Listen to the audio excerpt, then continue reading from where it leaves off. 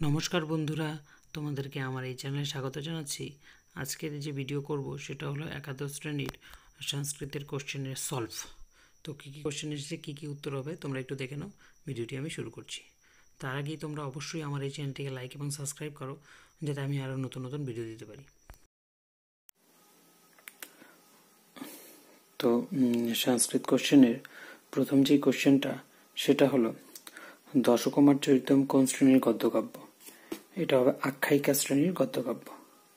2 নম্বর, পদ্মোদ্ভবের পুত্র হলেন, অ্যান্সার হবে রত্নোদ্ভব। 3 নম্বর, পঞ্চতন্ত্রের রচয়িতাকে, অ্যান্সার হবে বিষ্ণু শর্মা। তারপরে ডি নাম্বার, গৈযুগমতে অপহর্তুমিচ্ছতি কার উক্তি? এটা পিশাচের উক্তি, পিশাচ বা রাক্ষসের উক্তি। এখানে পিশাচ আছে তাই উত্তর পিশাচই হবে। তারপরে প্রশ্ন ই নাম্বার, জিমুত শব্দের অর্থ কি? অ্যান্সার হবে মেঘ। জিমুতেন সকুশলময়ীং বার্তান প্রবৃত্তিম, এরকম একটা লাইন ছিল। জিমুতের দ্বারা, মেঘের দ্বারা তার নিজের কুশলময়ী সংবাদ প্রেরণ করতে চায়। মেঘদূত কোন ছন্দে রচিত? আমরা সবাই জানি মন্দাক্রান্তা। বিষ্ণুর নবম অবতারের নাম কি? অ্যান্সার হবে বুদ্ধ অবতার। গীতগোবিন্দম এর প্রথম স্বর্গের নাম কি? এটা হবে সামোদ দামোদর। তারপর নাট্যাংশের থেকে যে প্রশ্নগুলো ছিল, শ্রীরামকৃষ্ণের প্রভা কিসের সঙ্গে তুলনীয়? অ্যান্সার হবে কোটি সূর্যের সঙ্গে। তারপরে কোশ্চেন, ভারত বিভাগমে উল্লেখিত বছরটি হলো, এটা হবে 1881। শূন্যস্থান পূরণ করো। নৈশ ড্যাশ গুরুদেব পরিজ্ঞাত, এটা হবে নৈশ নরেন্দ্র গুরুদেব পরিজ্ঞাত। তারপর কোশ্চেন, কদাপি তম মৃষা ন নির্দিশসী, তমকে? তম হলো ভবতারিণী কালী। তারপরে কোশ্চেন, সাহিত্যের ইতিহাস থেকে, ঋগ্বেদে কতগুলি মণ্ডল আছে? অ্যান্সার হবে 10টি। বৈদিক ছন্দসূত্রের রচয়িতাকে? অ্যান্সার হবে পিঙ্গল। তারপর ঋগ্বেদের ব্রাহ্মণ কোনটি? ঋগ্বেদের 2টি ব্রাহ্মণ, ঐতরেয় কৌশিতকী। এখানে ঐতরেয় অপশন আছে তাই ঐতরেয়। তারপর হলো এবার পূর্ণ বাক্যে উত্তরের যে প্রশ্নগুলো ছিল সেগুলো আমি উত্তর লিখে দিয়েছি পাশাপাশি, তোমরা একটু দেখে নাও, আমি বলে দিচ্ছি, মিলিয়ে নাও। সত্যবর্মা কিরকম ছিল? তিনি কি করেছিলেন? সত্যবর্মা ছিলেন ধর্মপরায়ণ, তিনি তীর্থযাত্রায় যান বা বেরিয়ে পড়েন। বি নাম্বার, মগধরাজ ও মালবরাজের যুদ্ধে কে পরাস্ত হয়েছিল? অ্যান্সার হবে মালবরাজ মানসার। শীতবর্মার পুত্রদের নাম কি ছিল? অ্যান্সার হবে সুমতি ও সত্যবর্মা। কুরকর্মা কি ইচ্ছা ছিল? মানে কুরকর্মায় বলতে এখানে চোর, চোরের কি ইচ্ছা ছিল? ব্রাহ্মণের গোবর্ষ 2টি চুরি করবে, এই তার ইচ্ছা ছিল। ব্রাহ্মণ চোর বিশেষ কথা পঞ্চতন্ত্রের কোন তন্ত্রের অন্তর্গত? অ্যান্সার হবে কাকলুকিয়ম। কাকলুকিয়ম, কয়ের আকার কয়ের ওকার। তারপর পদ্মাংশ থেকে যে শর্ট অ্যান্সারগুলো ছিল সেগুলো হলো, স্নপয়সী পয়সী সুমিত ভবতাপম কোন অবতারের উদ্দেশ্যে বলা হয়েছে? অ্যান্সার হবে পরশুরাম বা ভৃগুপতি। তারপর পদনখ নিরজনিত জনপাবন কোন অবতারের সম্পর্কে বলা হয়েছে? এটা বামন অবতার। বিষ্ণুর 10ম অবতারের নাম কি? অ্যান্সার হবে কল্কি। কোন বংশে মেঘের জন্ম? অ্যান্সার হবে বিখ্যাত পুষ্কর এবং আবর্তক বংশে। বপ্রক্রিয়া শব্দের অর্থ কি? এটা শব্দের যেহেতু অর্থ বলেছে তাই হবে খনন ক্রীড়া। এটা হাতিরা পার্বত্য অঞ্চলে এই ক্রীড়া খেলে থাকে। মেঘদূত থেকে এই প্রশ্ন এসেছে। তারপর নাট্যাংশ থেকে যে প্রশ্নগুলো এসেছে সেগুলো দেখে নাও। কথময়ং গুরুদেব মে তস্মৈ ভীষম উৎকণ্ঠতে, কে বলেছিল এই কথাটি? এই কথাটা বলে সুরেন্দ্রনাথ। কেন? আমার গুরুদেব তার জন্য খুব উৎকণ্ঠিত হচ্ছে। তস্মৈ চেত মমৎকণ্ঠতে, কার জন্য উৎকণ্ঠা? উত্তর সাধক নরেন্দ্রের জন্য। আনন্দ বিহুল কি মহং করিষ্যামি, মানে আনন্দিত হয়ে কি আমি করি, এটা কে বলেছিল? তারপর নাচ আরম্ভ করেছিল শ্রীরামকৃষ্ণ। ভারত বিভাগমের প্রথম দৃশ্যের সময় কি?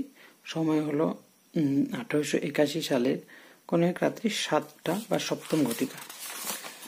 এইবার পরের যে শর্ট অ্যান্সার গুলো আছে একবার দেখিনি।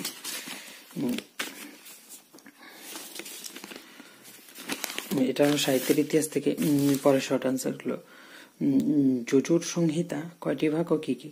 অ্যান্সার হবে 2টি ভাগ, কৃষ্ণ যজুর্বেদ ও শুক্ল যজুর্বেদ। কঠোপনিষদ কোন বেদের অন্তর্গত? এটা হলো কৃষ্ণ যজুর্বেদ।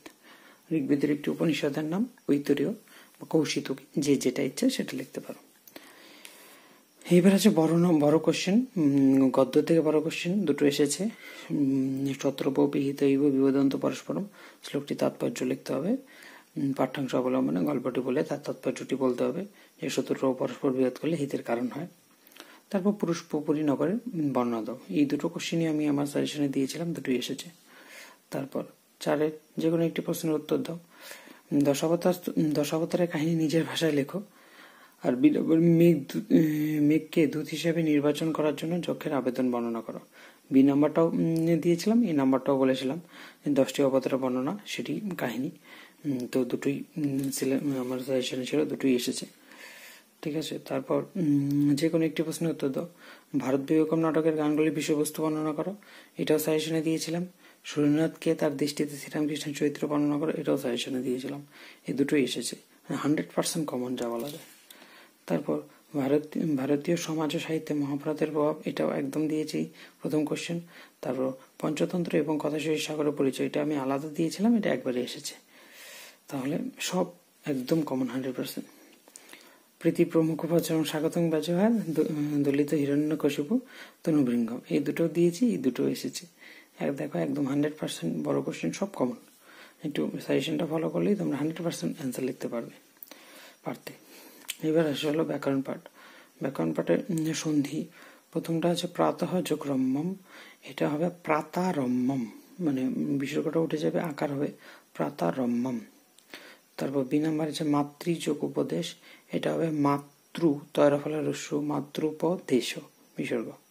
তারপর যাচেতে যোগ অর্থম, এটা যাচেতে অর্থম সন্ধি নিষেধ, যাচেতে এটা দ্বিতীয় আছে, তাই একারান্ত দ্বিবচনান্ত পদের সঙ্গে সন্ধি নিষেধ হয়। তারপরটা তজ্জোগ মাত্রম, এটা তন্মাত্রম, তন্তন্নয় ময়াকার তয়রফলা ম। তারপর যেটা সন্ধি বিচ্ছেদ, এটা সন্ধি করার সন্ধি বিচ্ছেদ। শয়নম, সেই যোগনম, শয়নম আমরা জানি। তারপর তদ্ধিতম, তজ্জোগ হিতম, তদ্ধিতম। তারপর দশার্ণ, 10 যোগ ঋণ দশার্ণ। গঙ্গোদকম, গঙ্গা যোগোদকম, গঙ্গোদকম। এবার আসি আমরা শব্দরূপে। যে সমস্ত শব্দরূপ এসেছে তার দিকে একটু চোখ বলে নিই আমরা। হরি সম্বোধনের এক বচন, হরে। এই কারান্তগুলি সবসময় একার হয়েছে সম্বোধনে, হরে। তারপর এসেছে বি নাম্বার বণিক শব্দরূপের প্রথমের এক বচন, এটা বণিক। বণিক শব্দরূপ প্রথমের এক বচন হবে বণিক। তারপর মাতৃ শব্দরূপের দ্বিতীয় বহুবচন খুব ইম্পর্টেন্ট, বারবার আসে, মাতৃ ডাবল বিসর্গ। অস্মৎ শব্দরূপের পঞ্চমীর বহুবচন অস্মতি হবে। তারপর চলো ধাতুরূপ, হু ধাতু লট প্রথম পুরুষের এক বচন জুহতি, জুহতি। তারপর হলো বি নাম্বার দৃশ ধাতু লং মধ্যম পুরুষের এক বচন, এটা হবে অপশ্য বিসর্গ হবে। তারপর হস ধাতু বিধিলিং উত্তম পুরুষের এক বচন হশেয়ম, হশেয়ম। ভূ ধাতু লিট প্রথম পুরুষের এক বচন বভুব, বভুব, খুব ইম্পর্টেন্ট। এবার পরিনিষ্ঠিত রূপ বা প্রত্যয়ের দিকে দেখি আমরা। ব্রুযোগ 3 উক্তি, ভুযোগতব্য ভবিতব্য। হঞ্জক সত্রী, খুব ইম্পর্টেন্ট, বারবার বলেছিলাম তোমাদের। গুণত গয়ন খণ্ডাত্মক গুণত। উপযোগ স্থাযোগ ত উপস্থিত, উপপূর্ব স্থাযোগ ত উপস্থিত। আশযোগ সানচ আসীন, প্রযোগ আবযোগ ল্যাব প্রাপ্য, সবই কমন প্রায়। তারপর হলো বাক্য রচনা বা অব্যয়। অব্যয় আমি যদি অর্থটা লিখেছি, জায়গার অভাবে আমি বাক্য রচনা করতে পারিনি, তোমরা জানো এগুলো। অলম নিষেধ অর্থে একটা করে দিয়েছি, বিবাদে না অলম। অন্তরীণ মানে ছাড়া, আরাত মানে কাছে বা দূরে, বনাত আরাত নদী অস্থি, যাই হোক, বনম আরাত নদী অস্থি, এরকম। অন্তিকে মানে কাছে।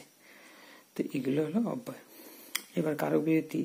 কারক বিবৃতি দেখো কবি সোজা কমন এসেছে, ছাত্রেন পুস্তকম পঠ্যতে, এই উক্ত কর্মে প্রথমা, পুস্তকম এটা উক্ত কর্মে প্রথমা, পঠ্যতে রূপটা থেকেই বোঝা যাচ্ছে উক্ত কর্মে প্রথমা। তারপর হলো গবাং কৃষ্ণ বহুকরা, এটা গবাং একটু মানে চতুর ভাবে দিয়েছে, গবাং কৃষ্ণ বহুকেরাটা, এটা ষষ্ঠী বিভক্তি, এটা সপ্তমী নয়। ঠিক আছে, নির্ধারণে ষষ্ঠী, গবাম আছে, গোসু থাকলে সপ্তমী হতো, কিন্তু গবাম আছে, এটা ষষ্ঠী। ভয়াত কম্পতে মুশিক, ভয়ের হেতু, ভয়ের কারণ, হেতু অর্থে পঞ্চমী, এটা বিভাষা গণ্যের স্ট্রিম 17টা। সুতরাং আমি লিখতে পারিনি জায়গার অভাবে। তবুও তোমাদের আমি বলে দিচ্ছি, এভাবে লিখলে তোমরা ফুল নাম্বার পাবে। রাজা ব্রাহ্মণায় গাং দদাতি, দানার্থক ধাতুর প্রয়োগে দানার্থে সম্প্রদানের চতুর্থী। তারপর হলো হরি বৈকুণ্ঠে বসতি, এটা সাধারণ আধার অধিকরণে সপ্তমী বিভক্তি। এইবার আছে হলো বোধ পরীক্ষণ। বোধ পরীক্ষণের উত্তর আমি দিয়ে দিয়েছি, কিভাবে লিখলে সম্পূর্ণ নাম্বার পাবে তা আমি দৃষ্টান্ত দিয়েছি। তো দাক্ষিণাত্যে মহিলারপ্য নামে রাজা ছিল, সেখানে মহিলারপ্য নামে এক নগর ছিল, সেখানে অমর শক্তি নামে এক রাজা ছিল। তত্র ত্রয় পুত্রা, তার 3 পুত্র, পশু শক্তি, উগ্রশক্তি, অনেক শক্তি। অর্থাৎ তার রাজান শাস্ত্র বিমুখান আলক্ষ্য। তারপর রাজা সেই শাস্ত্র বিমুখদের দেখে, মানে তাদের পুত্রদের দেখে, ঠিক আছে, সচিবা না হইয়া মন্ত্রীদের ডেকে বলল, ভোগ জ্ঞাতমিতৎ ভবদ্বি, তোমরা সবাই জানো যে আমার এই শাস্ত্র বিমুখ পুত্ররা শাস্ত্র বিমুখ এবং বিবেক রহিত, তৎ এতান পশ্চাৎ, তাই মেয়েদের দেখে মহদবী রাজ্যম ন সক্ষম আবহতি, আমার এই মহান রাজ্য সুখ দিচ্ছে না। তাহলে মহিলারোপ্যম কোত্র আসিত, প্রথম প্রশ্নটা ছিল, এটা আনসার মহিলারোপ্যম দাক্ষিণাত্যে জনপদে আসিত। তারপর রাজ্ঞ অমর শক্তি কে নাম পুত্র অভবন, মানে রাজ্ঞ অমর শক্তি কি নামে পুত্র ছিল। এই প্রশ্ন থেকে উত্তর লিখতে বলেছিলাম তোমাদের। রাজ্ঞ অমর শক্তি, বসু শক্তি, উগ্র শক্তি, অনেক শক্তি নাম পুত্র অভবন। রাজ্ঞ অমর শক্তির বসু শক্তি, উগ্র শক্তি, অনেক শক্তি নামে পুত্র ছিল। রাজা কথম সচিবান আহতবান, রাজা কেন সচিবদের বা মন্ত্রীদের আহ্বান করেছিল। এটার অ্যান্সারটা হবে শাস্ত্র বিমুখান পুত্রান দৃষ্টুয়া, শাস্ত্র বিমুখ পুত্রদের দেখে চিন্তিত হয়ে সচিবান আহত, সচিবদের দেখেছিল। শাস্ত্র বিমুখ পুত্রদের দেখে চিন্তাগ্রস্ত হয়ে তিনি মন্ত্রীদের ডেকেছিল। তারপর অমর শক্তি সচিবান কি মুবাজ, অমর শক্তি সচিবকে কি বলেছিল, নিচের থেকে হবে, এখান থেকে অমর শক্তি সচিবান উক্তবান ও অমর শক্তি সচিবকে বলেছিল, ভবন্ত জানান্তি, তোমরা জানো, তাস্যপুত্রা মানে অমর শক্তির পুত্রা শাস্ত্র বিমুখ বিবেক রহিতা, তার পুত্র শাস্ত্র বিমুখ এবং বিবেক রহিত। তার দৃষ্টুয়া তার মহদবী রাজ্যম, তাই দেখে তার মহান রাজ্য না সক্ষম আবহতি, কোনো সুখ দিচ্ছে না। মানে যে যখন এই বাক্য মানে উত্তরটা লিখবে তখন মানে যেহেতু তখন বলেছিল রাজা মন্ত্রীদের বলেছিল, কিন্তু তুমি যখন লিখবে তখন বলবে যে তার মন্ত্রীদের বলেছিল, এরকম অর্থ। এর জন্য তস্য, মমর জায়গায় তস্য করে দিতে হবে। এই জিনিসটা আমি পড়ানোর সময় আমি বলেছি। এবার আছে হলো অনুবাদ দুটো ছিল, একটা আমি করে দিয়েছি, দুটোই এবার খুব কমন হয়েছে, দুটোই বই থেকে ছিল, তো আমি একটা তো বলে দিচ্ছি তোমাদের, ঠিক আছে, লিখে রেখেছি, আরেকটা আমি তো বলে দেব। তাহলে গঙ্গাতত্ত্ব ইতি ভেকানাং রাজা আসেন, গঙ্গাতত্ত্ব নামে ব্যাঙেদের ভেক মানে ব্যাঙেদের রাজা ছিল। স আত্মই বঞ্চিতই দক্ষিণ রাজ্যং ত্যক্ত্বা একম কোপম প্রবিষ্টবান, সে আত্মীয় মানে নিজের আত্মীয়দের, ঠিক আছে, আত্মীয়ই ওইটা মন্ত্রীদের হবে না, আত্মীয়দের, নিজের পরিজনদের দ্বারা বঞ্চিত হয়ে একটি কূপে প্রবেশ করেছিল। হলো কূপ মানে এখানে কূপ গর্ত হতে পারে বা যে কোনো কুয়ো হতে পারে, তাই কূপে লেখাই ভালো, কূপ শব্দটা ইউজ করো, তার ঠিক আছে। একেতু সকূপষ্ঠ নিকটে একং সর্পম দৃষ্টবান, একদিন কূপের কাছে সে একটি সাপকে দেখতে পেল। সর্পস্য নাম আসিত প্রিয়দর্শন ইতি, সাপটির নাম ছিল প্রিয়দর্শন। গঙ্গাদত্ত রাজ্য প্রাপ্ত হয়ে সর্বস্ব সাহায্য উচ্চত, গঙ্গাদত্ত রাজ্য ফিরে পেতে সাপটির সাহায্য চেয়েছিল। এটা হলো 1 নম্বরটা। বি নাম্বারটাও খুবই সোজা, বইয়ের মধ্যে ছিল। তো এই হলো তোমাদের এই বছরের সলভ। ভিডিওটি ভালো লাগলে অবশ্যই লাইক এবং সাবস্ক্রাইব করো। আমি 12-এর কোয়েশ্চেনটা হাতে পাইনি, কালকে হাতে পাবো, তখন আমি 12-এর কোয়েশ্চেনটা আমি সলভ করে দেব। অনেক ধন্যবাদ। আমার ভিডিওটি লাইক এবং সাবস্ক্রাইব করো, তোমরা অনেক নম্বর পাও, এই আমি